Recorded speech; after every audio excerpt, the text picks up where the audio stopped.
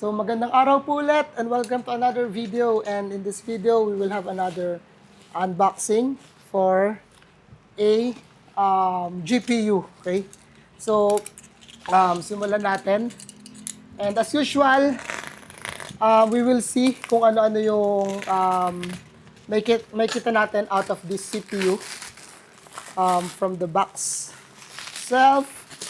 And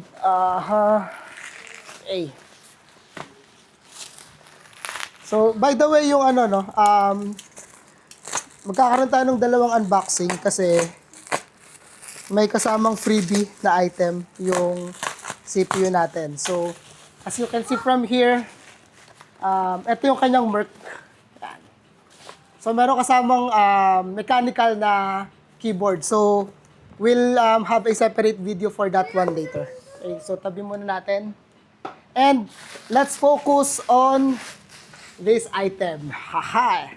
So may hint na kayo guys kung anong GPU yung gagamitin natin ngayon. So it's time for an upgrade dun sa ating GPU, and time to let go yung luma nating GPU. Okay? So so let's clear the table, and here we go. So meron siyang resibo. So andito yung resibo ni seller kung saan ko siya nabili. Okay. Then more of this later. Then let's focus on this one. So medyo na-excite lang din ako, no? And hopefully matest natin agad dahil medyo busy yung susunod ng mga araw natin. But I'm excited to test and gawan ng comparison, no, kung ano yung difference ng performance nito doon sa ating existing na GPU. So round the box tayo. So what we have here is an MSI Shadow 2X na GPU. So ito yung kanyang front. May kita natin dito yung Shadow and 2X, meaning dalawang fan yung ginagamit niya. So this is a GeForce RTX 5060 na GPU. Okay? On the back side, may kita natin yung mga features ng GPU. So we have here yung kanyang Torx fan 5.0, reinforced backplate, so MSI center, then yung afterburner, which is yung tools na gagamitin natin to benchmark, and some of the key features. So ano ba yung mga key features dito? Yun na yun, alam nyo na yun. Alright, then some of the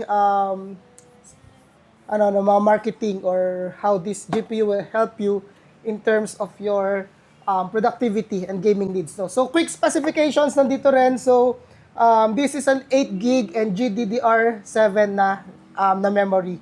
Then memory bus is 128-bit, and output meron siyang tatlong display port at isang HDMI. Okay? So sa side, we have here yung kanyang serial number, and then some labels about the GPU.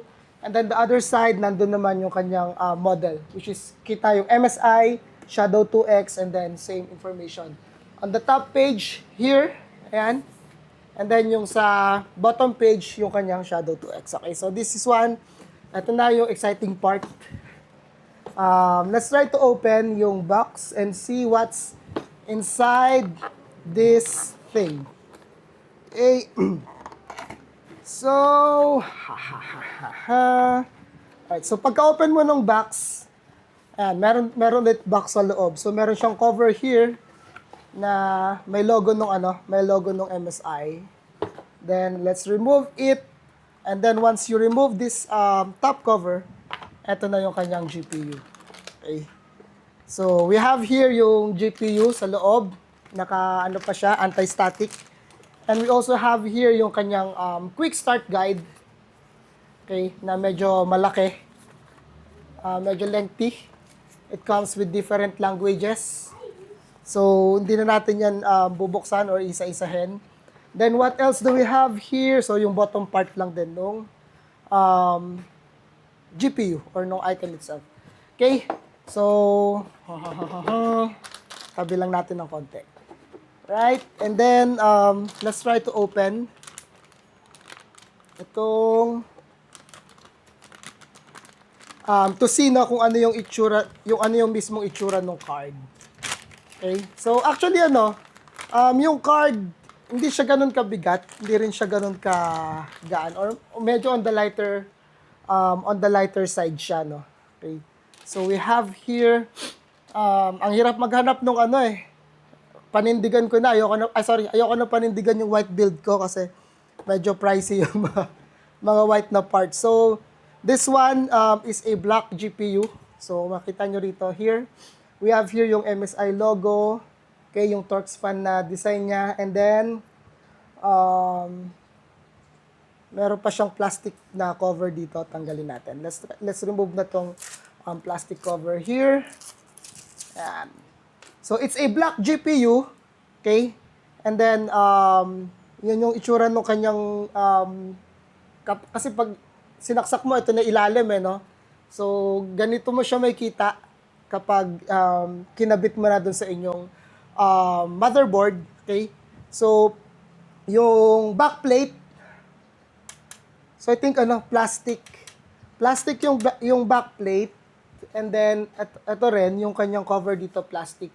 Then wala rin siyang pailaw kuno or ano man. So what we have yung GeForce RTX and then yung MSI, and then somehow nag-complement yung black and white pa rin if your build is opting to that, kasi yung kanyang heatsink sa loob, and it comes with silver. Ayan. So, meron pa rin siyang silver linings. Alright. So, tanggalin na rin natin yung plastic here. So, mukhang medyo marami-rami tayong video na i-upload in the coming days. Mabibisi pagdating dito. Hopefully, magawa natin ng time immediately. Right? So, this comes with a kumbaga, in terms of power requirements, so isang 8-pin lang ng PCIe connector yung kailangan nyo rito. So, one of the main reason kung bakit din tayo nagpalit ng GPU is we wanted to lessen yung ating power consumption.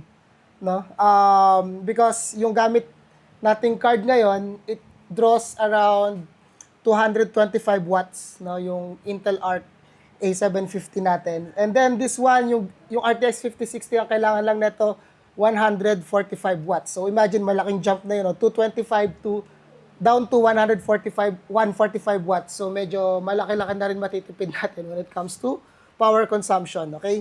So meron ding cover dito yung kanyang mismong PCIe slot or yung yung kanyang saksakan. Right? So ayun lang. I don't think okay, so silver din yung kanyang plate, which mas maganda kasi nagko-complement yung black and white and silver na tandem. And then each port, kung makikita nyo rito, meron siyang mga cover. Ayan. So ito yung tatlong display port, 1, 2, 3, and then itong isang port yung para dun sa HDMI. Ayan. So I hope maganda yung focus, nakikita ng yung labels properly. So it's a nice build, neat build. So although hindi masyadong pansinin, pero I think maganda na rin yung complement ng mga kanyang heatsink, yung kulay ng heatsink na silver yung ginamit dito ni MSI. Okay, so for now, that's it for our unboxing. So excited ako to test kaso lang tomorrow medyo busy, today madaming gagawin, but let's see kung kailan natin masisingit. But watch out na lang, what we will do, we will have a comparison on how this card performs comparing dun sa sa previous GPU natin, in terms of gaming and in terms of video editing, okay, yung video rendering. Right, so that's it for this video. Once again, this is the MSI Shadow 2X RTX 50 GPU. Okay, so thank you for watching and God bless.